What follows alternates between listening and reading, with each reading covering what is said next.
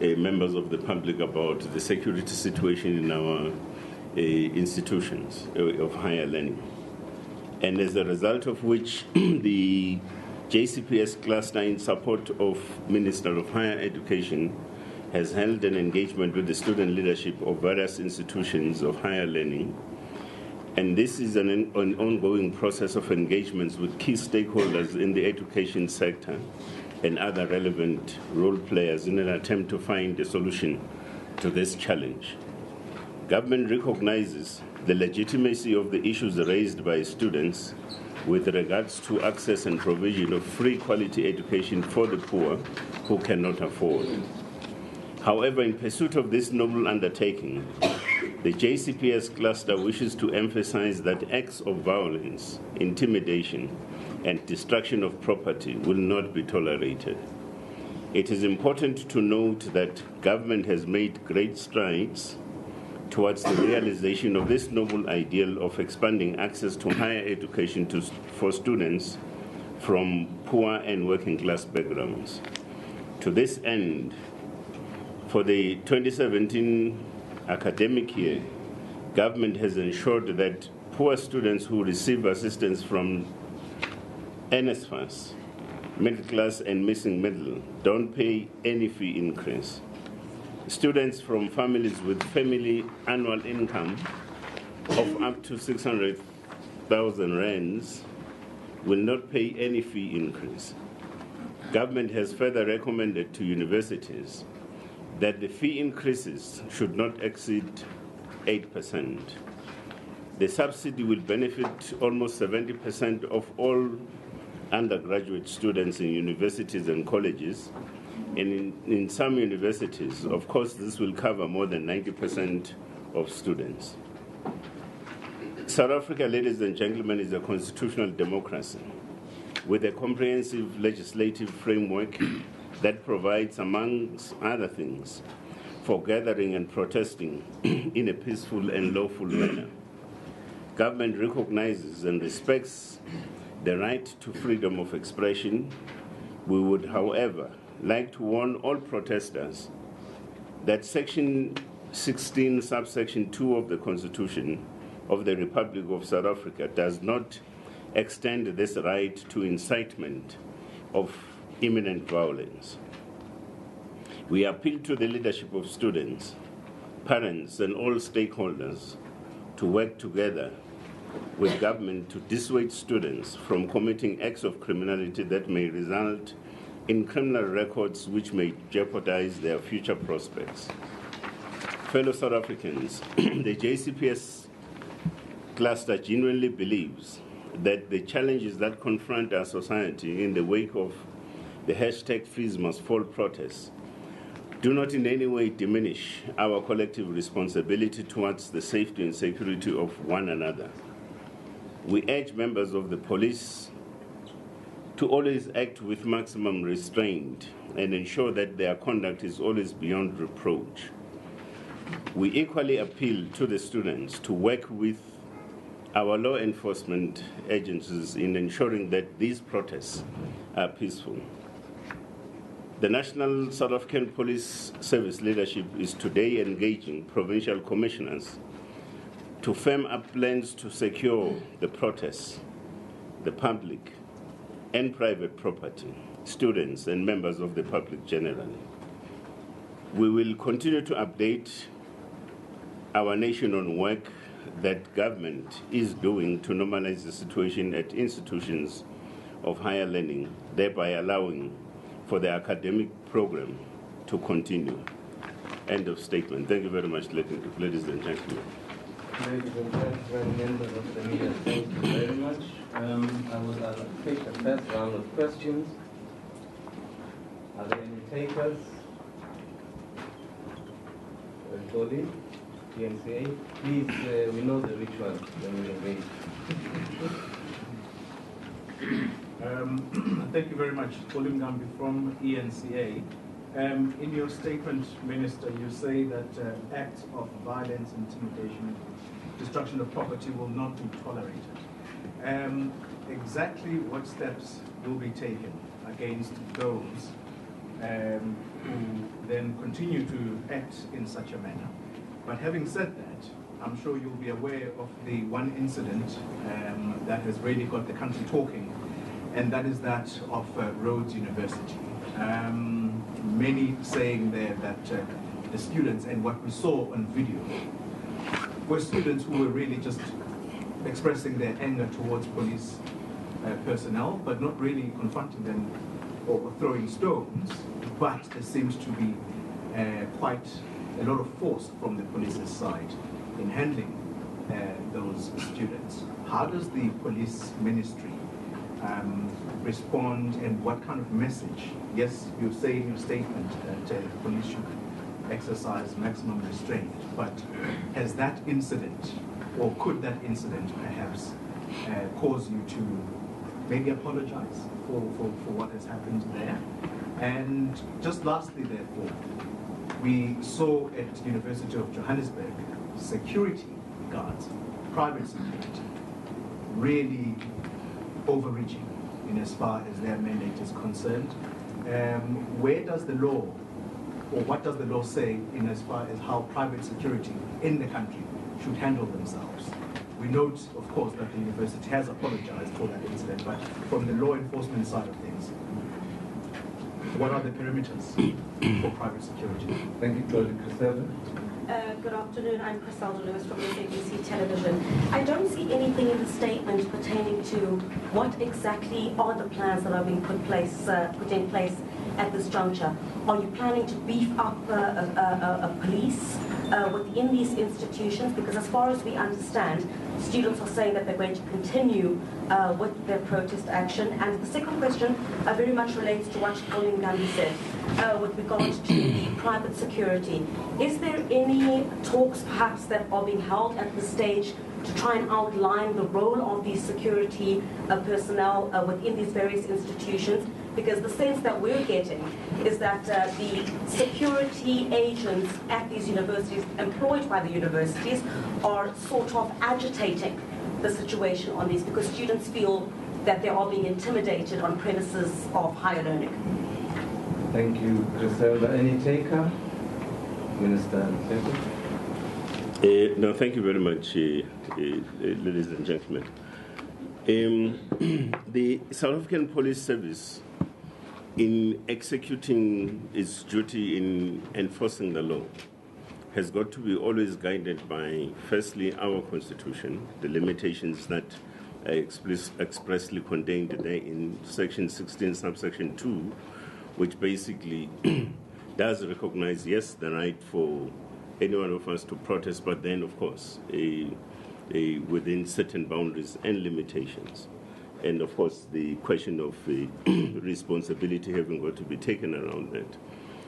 Now, but also far and beyond just what the Constitution says, you have other pieces of legislation, for instance, that speaks, directly to the issue of issues such as intimidation, amongst other things. The one I can think of right away is the Rights and Gatherings Act, amongst other things, which also speak to the issue of how we need to conduct ourselves when it comes to issues of public protests, issues of intimidation, incitement, and so on and so it goes. So we'll be firmly guided by such. The incident at Rhodes was quite an unfortunate incident. Of course, we need to still gather all the necessary facts in terms of what essentially transpired in that particular situation.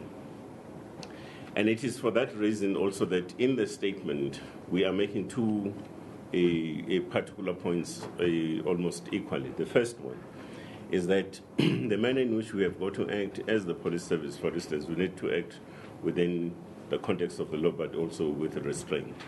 But the second one is that, of course, there is also a duty from the side of ordinary citizens of the country, any one of us, to actually obey the law at all material times, and we must be able to respect the law. So that's why we're making that particular point. The issue of private security, I would like to lump the very same question that Mr. Nzimande raised with Ms. Lewis here, on the question of the private security companies, that, of course, there will be engagement with university management, or leadership, let me put it that way, because the issue also amongst ourselves, which concerns us as the South African Police Service, is the whole question of the management of the security situation within institutions. And there has got to be engagement at that particular level so that we're able to firstly, to have effective means and measures of coordination in managing security situations and concerns within campuses and so on. Now, you speak to plans. Of course, I think it would be appreciated that the only thing that we can say, Nasma, is that we will enforce the law. Now, but if you are looking for operational details, that's what we're not going to give you, except to say that, of course, we'll have to do that. And, of course, amongst other things, perhaps I can also throw this one in, is that where there is a need for us to beef up security in institutions, we'll certainly do so to try and contain the situation. Where we have got to employ and deploy some other measures, of course, to essentially amplify the work that the South African Police Service has got to undertake, we will certainly do so. I've heard of the allegation, which, of course, it being an allegation, it has got to be subjected to other processes, I suppose, at a later point. That private security companies are also alleged to be agitating. It's the point that I'm making. So it's not the first time that I hear of that particular point.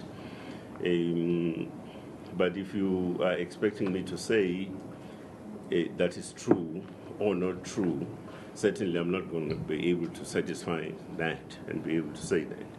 But safe to say that it's indeed a matter that requires following up as well through different sort of means and channels to establish some validity around this particular claim or none thereof, sort of. So thank you very much. Thank you, Minister. In the second round, recognize the lady at the back. Yes, yes, yes. Come forward, come again. Yes, Judith, continue. Minister, just on the issue of going back to the issue of roads, would you say that police are actually properly trained to be able to handle protests? Because this is starting to become like an echo when we're always seeing these clashes happening whenever there's a protest. Would you say that police are properly trained for this? Any take before I close? Okay, gentlemen here, please state your name and your institution.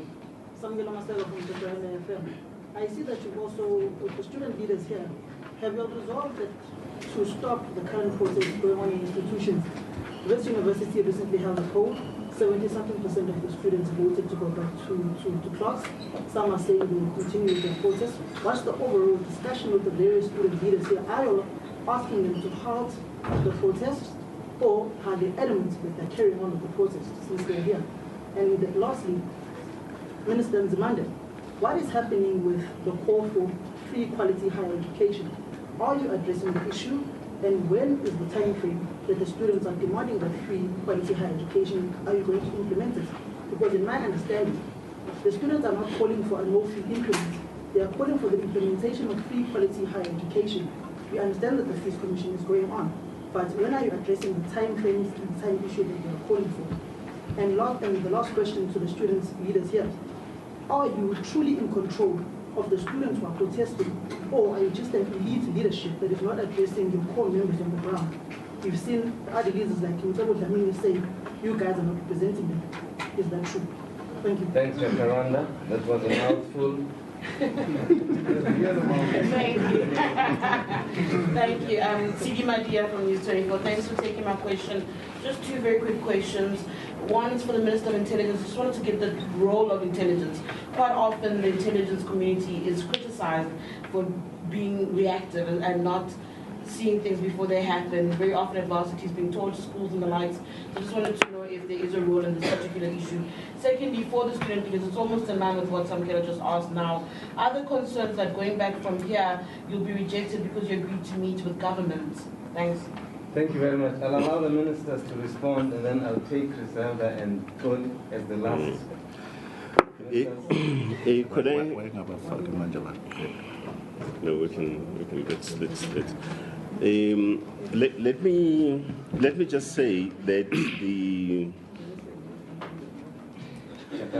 I think with regards to two other questions and probably more, I'll ask both the Minister Nzimande and the Minister Mahlobo to come in. But there's only one question I need to deal with, the question of police training.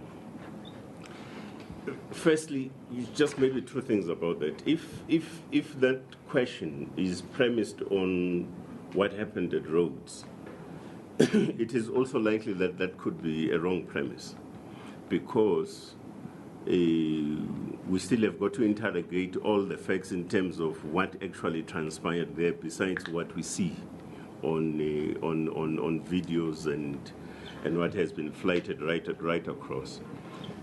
So that's one part. The second part is that the protests as we have them now in 2016, it's not just simply the first time we're experiencing a protest of this nature. There have been protests in the past, and the South African Police Service manages on average basis about 1,000 of public protests a month in this country. Now, so the question would be that, or maybe not even the question, but perhaps the observation is simply that in the majority of all these particular protests, be it whether is it student protests or public protests and so forth, post-Marikana, I think you will probably agree with me that the police have acted with restraint in the majority of these particular protests. We haven't experienced any fatalities, we haven't experienced any serious injuries, for an example, and so on. And I think it's a point to be reckoned with and somewhat recognized. So that's an effort. Now, the question of police training. Those of you who were involved with training of any sort, be it in the, whether it's police training or any form of training, you would appreciate that training in itself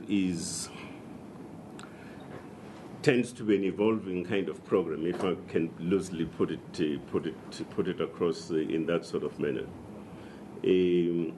So in a sense, we continue as the South African Police Service, for instance, to look at, refining our methods of training. Related to that will also be the question of periods of training, and so it goes. And those of you who have been following some of the developments and the trends in the South African Police Service, you will remember that we even now have got a project in place which is established on the basis of the Marikana Commission of Inquiry recommendations, to also begin to look at reviewing some of our issues, be it the question of methods of training, the question of standing orders and so on, that govern the work of public order policing and so on. So I would venture to say that the question of public order policing and relevant police training is work in progress. Thank you very much. I would then invite my colleagues to also come in and... Yeah. Okay. No, thank you. Close the microphone. Okay. You can also sit on the table. No, thanks, Comrade Deputy Chair, Minister Ntlego, and other ministers, and the leadership of the SRCs here. Well, in terms of the outcome of our discussion, remember, as you see, the statement is read by our Deputy Chair of the cluster. It was a very fruitful engagement, very candid and frank. We have raised issues. There are no issues that we're able to put under the carpet. They were all on the table. We level criticism to them, they level a criticism to us, and we have all agreed. We have all agreed that the situation there can continue in the manner it's happening in our institution of higher learning. And the leadership of the South African Union of Student Representative Council will respond that they've denounced violence, the destruction of property in our institutions, the intimidation, including the loss of life. Because through this protest, there have been loss of life and other criminal activities that have happened, of which as government we convey our condolences to the family and the institution, because it's unacceptable. Therefore, we've agreed that we need to do whatever it takes, that all of us work together to stabilize the situation. But more importantly, we are also saying that the right for people to express their opinions must still be respected. But we have also agreed, Minister Nzimande will speak to that the other issues that they are raising, which is the issue around the campaign and the position of government. The doors of government to engage are not closed. And as this leadership will never tire to engage, we'll always engage. There is no issue that is so big that we can't sit around and not discuss it. But the manner we do things is a question that our tactics immediately started to undermine other rights and freedoms. We should be able to deal with that. We also appreciate that Minister Nzimande has asked the leadership of students to come in, because as law enforcement agencies, to secure our country is everybody's responsibility. This question of us and them can't be there. Therefore, to improve this relationship was very important, to agree to say how do we actually engage to ensure that some of these things that are happening there, they can't repeat itself. But more importantly, including those incidents that have happened, how do we bring the others into book? Because there has been an attempt to legitimize the work of law enforcement agencies.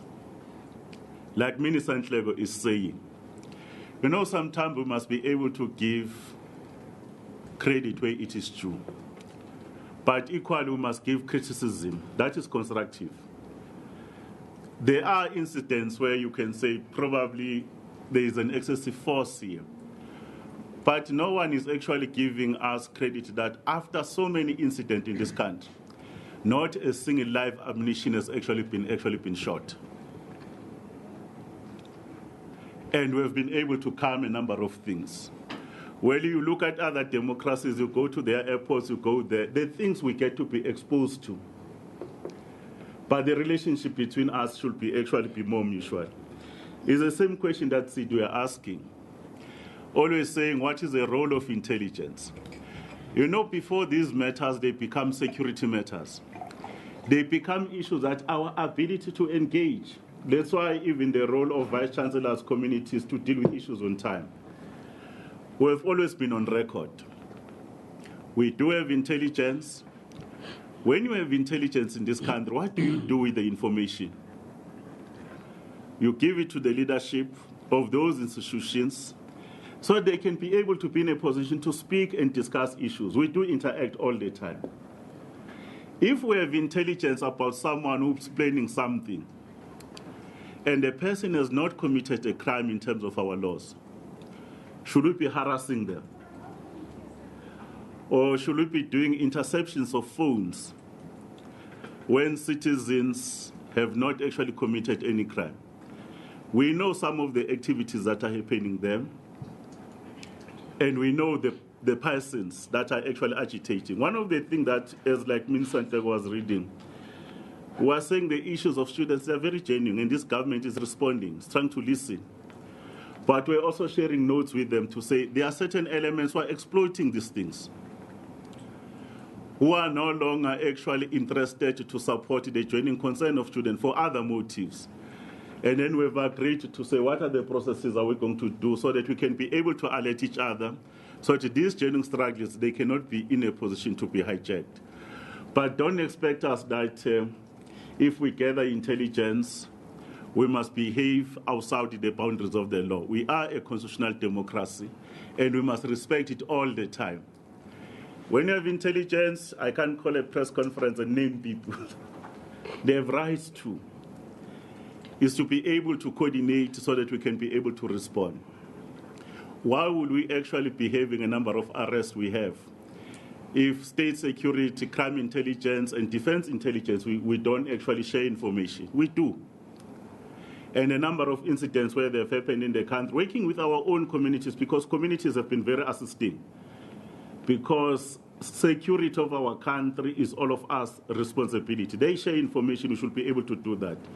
We're even discussing with the student leadership now to say some of the characters that we know, how do we assist each other, including those people that have banned those properties. You know, the banning of these institutions, the implications that we normally don't discuss and share with the nation. We are going to be having close to 900,000 students that will be writing their matric.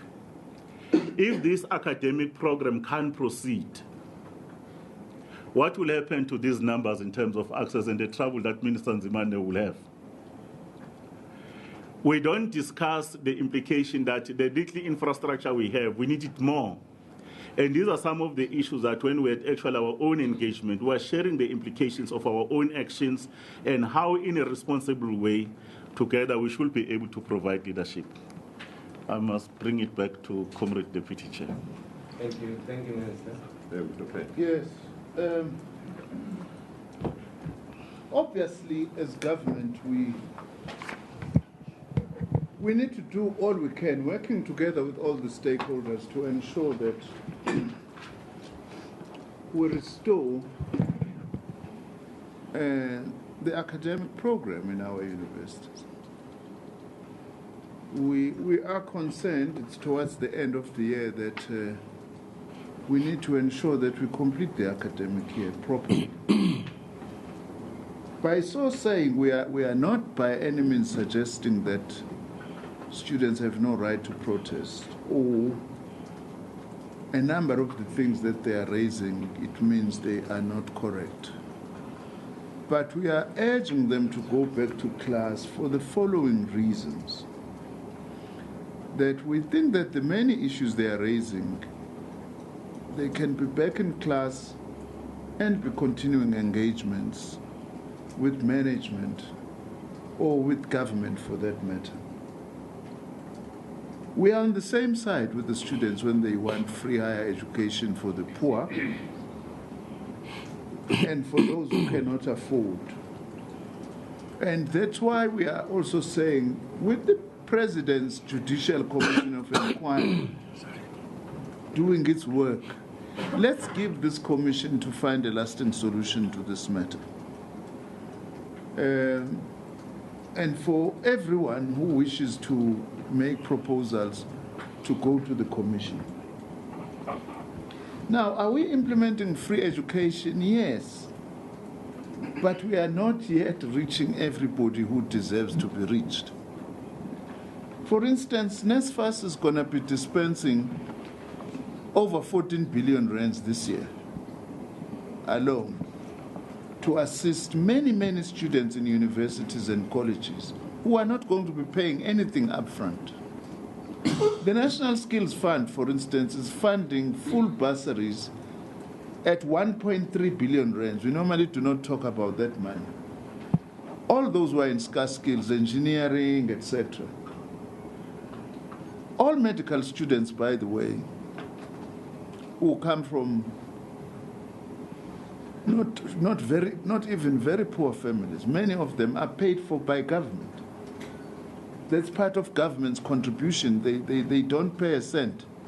So we are implementing free higher education for the poor largely, but we have not reached everybody. And also we believe that with this interim relief of 2017, which also for the first time covers the missing middle, as the minister was indicating through the statement, we think this is an important relief which manages to tie us over until we are able to have a final report from the commission.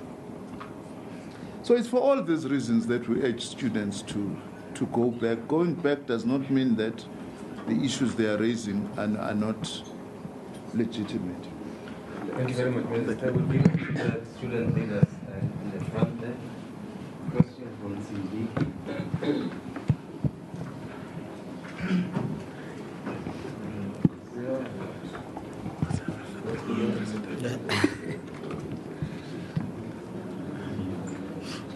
No, thank you, and greetings to the members of the media present here, the ministers with us. South would want to confirm that we have met with the ministers and with the security cluster here. My name is Avelam Chachuban, South President. Look, we must put it categorically clear that South, ever since its establishment, has never abandoned the call for free quality higher education. And it is for this reason that South, for over 10 years, has led student protest in demand of this call. Our struggle has never been about fees must fall, but about free quality higher education, which speaks also to the content of our education. We must also say that in this current juncture, we lead a generation that is very vacillating, a generation that is a generation of headlines. So hence today we have leaders that would want to go out of meetings, having agreed in a meeting and distance themselves from those discussions. However, we must also say that meeting with the security cluster here today does not deter us from raising the issues as students that we are raising. We would want to make a call that we as students want to continue with our academic program. We do not want to shut down institutions. But we are saying that also government must meet us halfway by meeting our demands, which this current government is doing. We also call that on vice-chancellors, particularly the vice-chancellor of VETS, Adam Habib, and that one of UCT. They must either decide whether they want to be vice-chancellors or political analysts. They can't blow cold and speak hot. So they must themselves be able to decide whether they want to continue with the administrative work or not. They cannot continue running away from student leaders who want to engage about this genuine struggle that students raise. So we are calling on all vice-chancellors to meet with student leaders and discuss all issues that are raised by students. We also in the belief that the meeting that we are going to have on Monday with the relevant stakeholders is going to deal with the steps particularly are going to be cleared or they're going to be presented to us on how free education can be implemented in South Africa.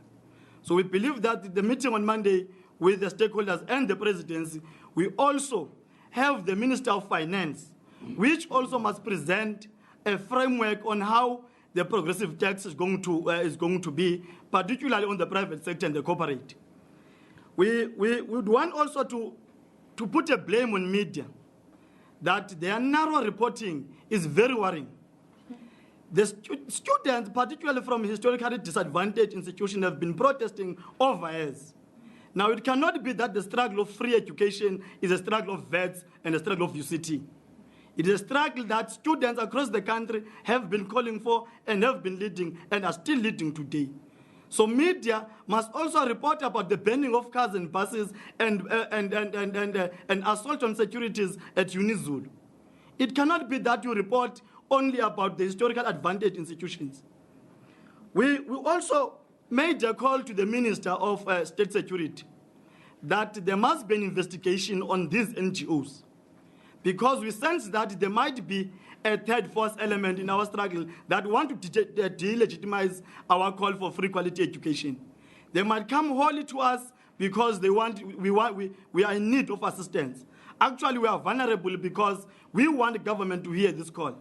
So they might come wholly to us, whereas they're perpetuating a regime change agenda in the country. So we must put it kind of clear that we have said to the Minister of State Security that also we need its intelligence to be increased in our campuses, so as to detect all those assault and damage to property before they could happen. We'd also wanted to make clear that as SAUS, we are leaders of SRCs. We were elected by SRCs.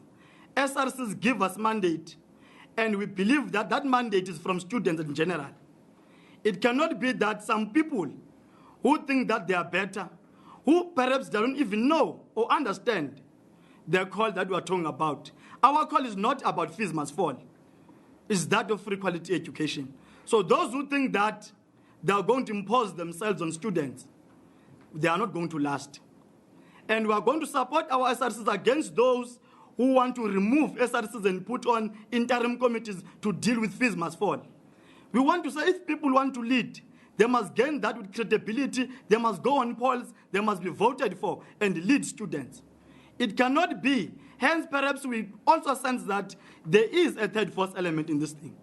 It cannot be that people will be thirsty for leadership and come back from wherever they stay to lead students, while students have a capacity to lead themselves. So we are saying that SRCs must defend themselves against those who want to steal or hijack their struggle and must lead it properly. And I'm going to give it to the Secretary General to deal with the police brutality and unelected leaders who want to hijack the student struggles. Just a second.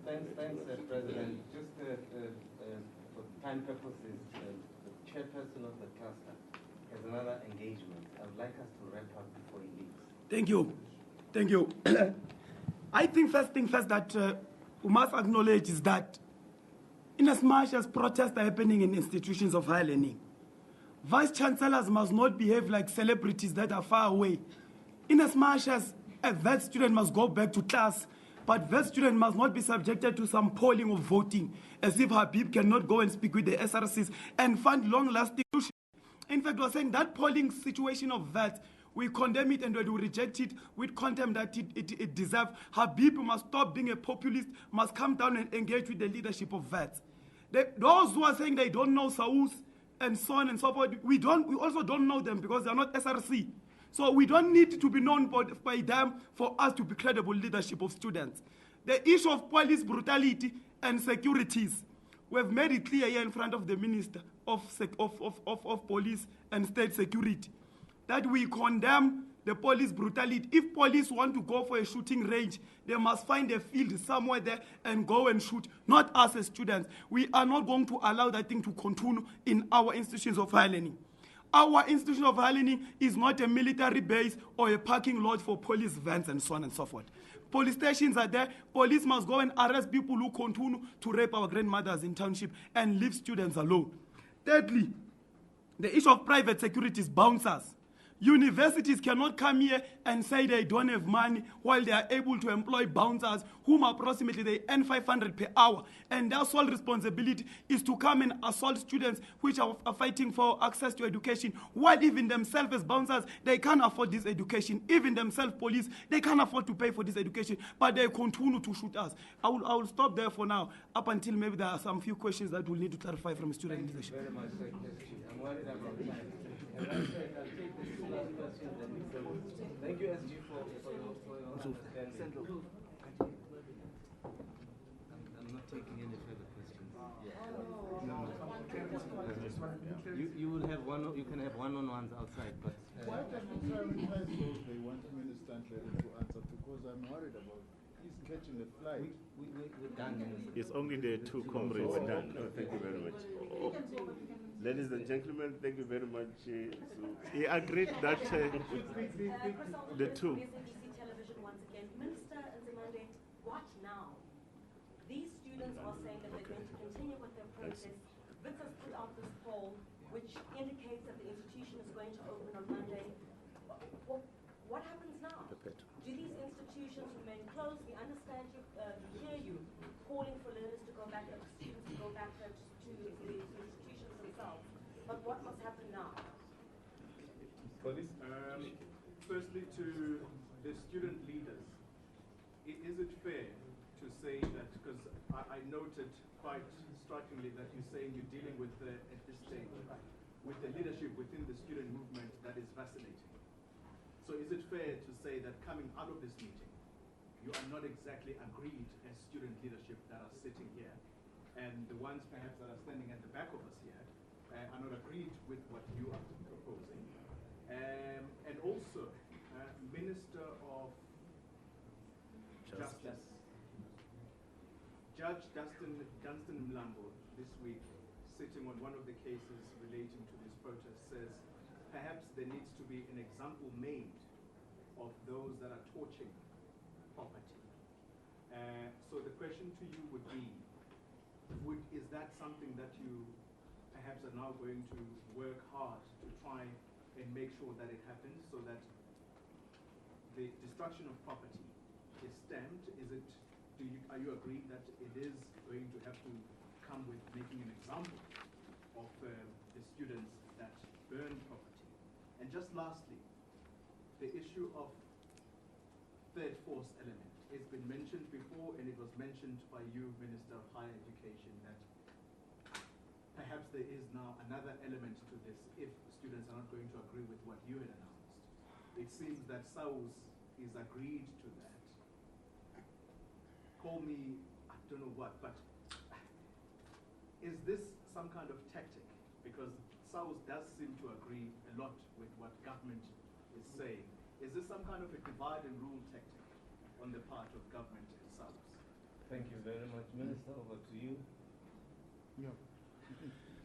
Those are the two last hands. Yes. Yeah. Minister, We continue to engage everyone as government, especially myself personally, and our Director General, engaging everyone.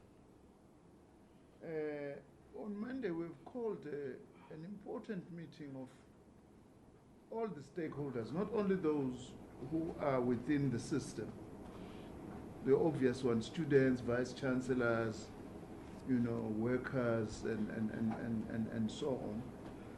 We've invited all representatives from all faith communities. We've invited representatives from traditional leaders. We've even invited the PSL and the taxi associations, because everybody has got an interest. Is this taxi association, for instance, who carries students every day? They listen to stories. What are the concerns? What are the issues? To try and say, how can we get out of this impasse? And continuing on our side, also to underline what is it that we are doing to try and get out of this continued engagement. We are happy with SAUS agreeing with us, because we're not enemies, our department and the student formations and the SRCs. We agree on a number of things. We may differ on some things, on tactics, when and how should happen, and so on. But we have no tactic of trying to divide students as government. We would like to engage with a unified voice of students at all times, hopefully, So there is no strategy by government to try and divide students. But you see the issue of the third force, I will take it to where it belongs. I'm only an ordinary minister who must ensure that our students get good quality education, and for those who cannot afford, to be assisted by government. Minister Masuti. Oh, yeah. Now, on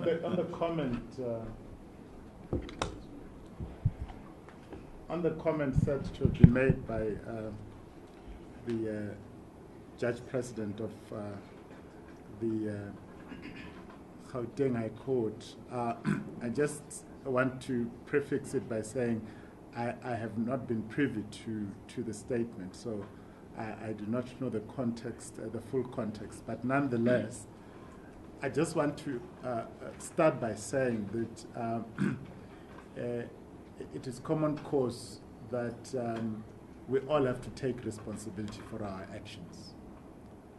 And our Constitution is very clear we all have a duty to uphold the rule of law. So anyone who touches property, who indulges in conduct that is unlawful and worst of all criminal, must not be surprised when the wrath of the law takes its course upon them. So we really would want to be firm about this, that we are all equal before the law and we must take responsibility for our actions. And the law will not hesitate to deal harshly. So in that context, I can only agree with him, because part of what the law seeks to achieve is to have a deterrent effect, to prevent harm from continuing to occur. And unless we make sure that those that cause harm are brought to book, we will not be sending a clear message out to society that crime does not pay. So I think that without wanting to not having had the privilege of listening fully to the facts and the circumstances, but I should think that the context in which he would have said that is that the law must have that deterrent effect, so that when others realize that there are consequences to the actions that wrongdoers indulge in, they would refrain from themselves indulging. Thank you. Thank you, Minister. We'll have the student leadership responding.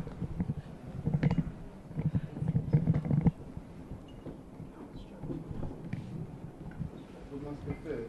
We must follow as well. Otherwise, I wasn't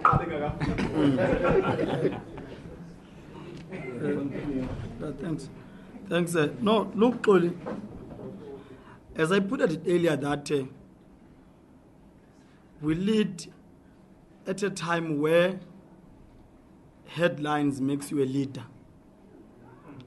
So we say that because after this meeting, there might be those that would want to distance themselves from this meeting because they like headlines. They like to address media other than addressing the concerns of students. They like perhaps to make stories for you all. So we will not be surprised if there are those that are going to do that. Because everything that has been presented by government, the last meeting that we had was at VETS on the 7th of September. We deliberated on the matter. Even student political organizations had a say on this matter. DAS in particular agreed on this question. But because some other organizations are moving in shape when it relates to taking of decisions, they might vacillate with the air. Because now students feel that this proposal does not cover them. While as a leader, you need to take decisions. And then take those decisions that you have taken and test them with your constituency. But don't go to your constituency and say that I've never agreed on this matter. Then the constituency must then give you a fresh mandate. We are not afraid to say that as South we have agreed to the proposal, because we believe that the proposal favors majority of the working class and the poor students. And today we have just confirmed that historical debts, we are going to undergo a process where they are going to be cleared, particularly for the missing middle. We are speaking about the registration here, that perhaps the registration for next year might be reduced because we are saying no student must be excluded based on finances. So we can take agreements, but those who like media can go against that, and we're not surprised, will not be surprised. SG will deal with the. Thank you. I think I'm going to deal with the two issues. Is whether the student body is really united behind this or not. And I think President has partially covered. There will be those who, of course, as President has explained, because of cameras, they will therefore speak anti to what we are saying. We're not saying that the protests in universities must not ensue. There are issues that are university-based. But they calling for free education, we must really make it clear that after this process, it is very opportunistic and very populist in nature and in form. Because there are processes at place that seeks to deliver us to free education. But if we're saying that we are not going to go back to class up until there's a pronouncement of free education, we must make it explicitly clear that it's being populist. And we're going to call it as it is, because we don't seek to be loved by all. As leadership, we have a responsibility to rise above us being popular or what? But we must be able to take interest, we must be able to take decisions at the best interest of the poor and the working class background children, because they are the ones who are going to suffer the most. The rich will continue to enjoy benefits of their rich families. But us from poor working class background in deep rural areas of Kwanongom, I will be suffering at the end of the day. And my parents will be expecting me to graduate, but I won't be able to graduate because of fighting for the rich. It's not possible to never fight for the rich, not now. Maybe in the near future. Second to that, we have made it clear that our students who have been arrested, the National Department of Public Prosecution must speedify the process, and our students must be released, because I know myself and many people from TTU attended court up until this year from last year, but there's still no evidence. Our students, they are wasting their time going to court, and we're saying the NDPP must be able to pronounce the sooner the better. Before we go to exams, we want to go to exams with all our students being freed from these charges of public violence, where they are only arrested by police because police want to see their vans full. They just collect our students without any evidence. We are calling our students to be released. Thank you very much. Thank you, SG. We're going to have the last Minister Magogo, and then we close. No, thank you very much. On the last question, Comrade Mpepe decided to throw the curveball next to me. Well, I've got enough of my curveballs. When we had a discussion, it depends what narrative you want to use. Well, others, they call it third force and so forth and so forth. We had a candid discussion, as I said. One of the things that we should not actually live in a particular world we don't understand.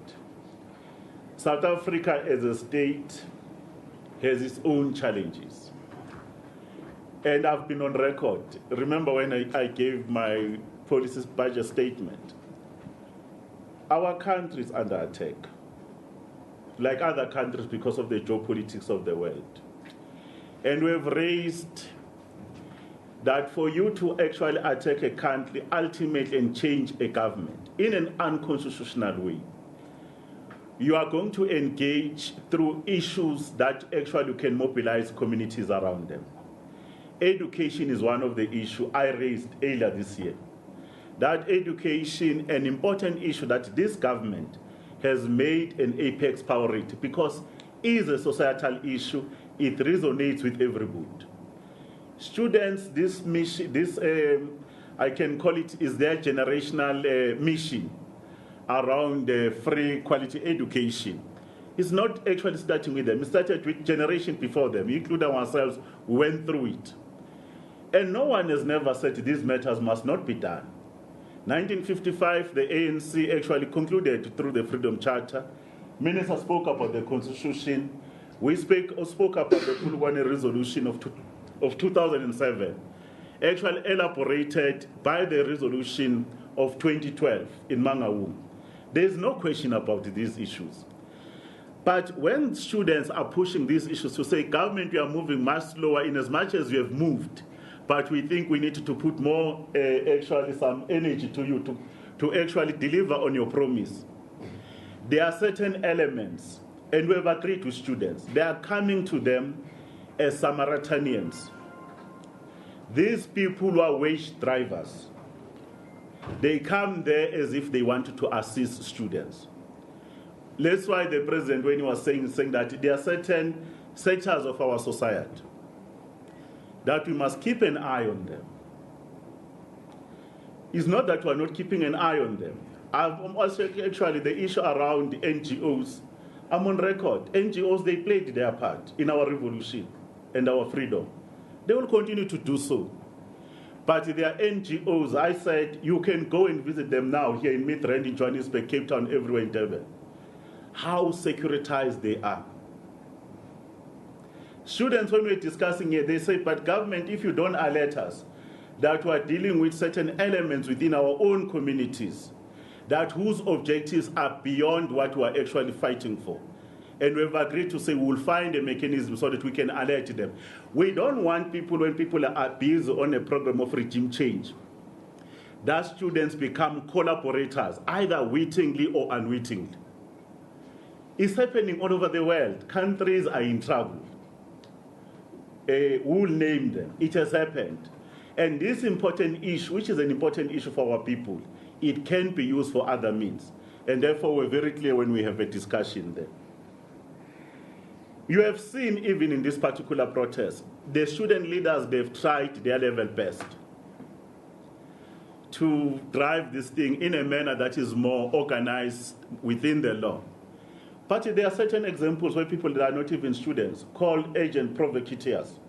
Why will you go and lead a student a march when you are not a student lead? They are elected students. Why will you create parallel structures? Well, the other thing which was, that's why I was saying we're very frank, we're also discovering commercial interest. Other people, you know, there was one university we're discussing with Mpepetwa here. We're not going to say its name. Where the university was actually bent into ashes, a particular block, for commercial reasons. You know, this thing of people burning property. South Africans, we cannot remain silent. The impact are so devastating. Untold suffering. This is one issue where probably when we actually inform our society and educate, we don't speak about untold suffering. Make an example. The problem we saw in Vuan, we're going to have to spend millions and millions of rands. Those young people, one day when they were speaking in one prayer, they cried. They said parents, because it was parents. Parents, don't burn our schools. We are burning our future. And parents must start to raise their voice. Those children have been taken backwards for ages. In other words, we are imposing a punishment to the future generation.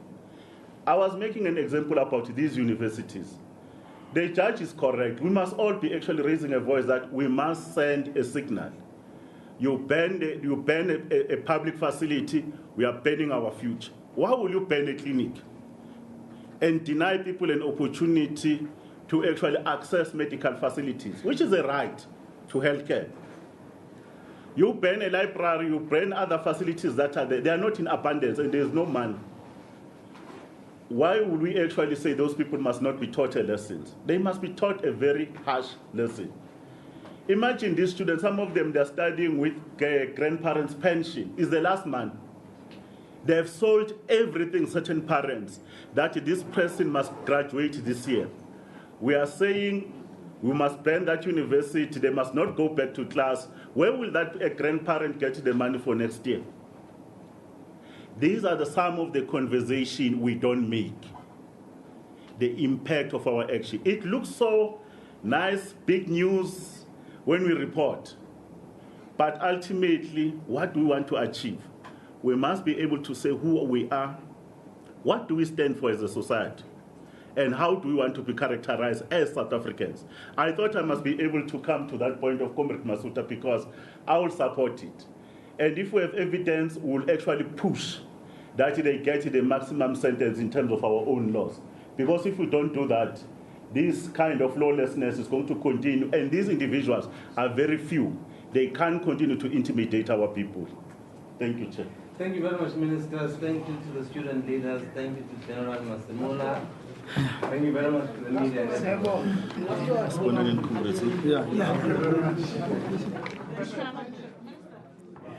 All right, those were live visuals from Kempton Park, where we've just seen the security cluster briefing the media on the recent Fees Must Fall protest. Minister of Police Nathi Nhleko started by saying that government recognizes the students' plight, but destruction of property will not be tolerated. He mentioned the current strides that government is currently undertaking to resolve the fee issue. He said that police and communities alike have a duty to abide by the law, adding that they as police have to enforce that law or beef up security where necessary. On the issue of private security at universities, it is handled by university management, it was said, but conceded that there needs to be more coordination between the police as well as private security and university. They said they are investigating the incidents at Rhodes so as to give a thorough feedback. And State Security Minister David Mahlobo just said there is a worrying trend where law enforcement agencies are not given adequate credit for how they handle some protests, and that only the negative seems to be the narrative.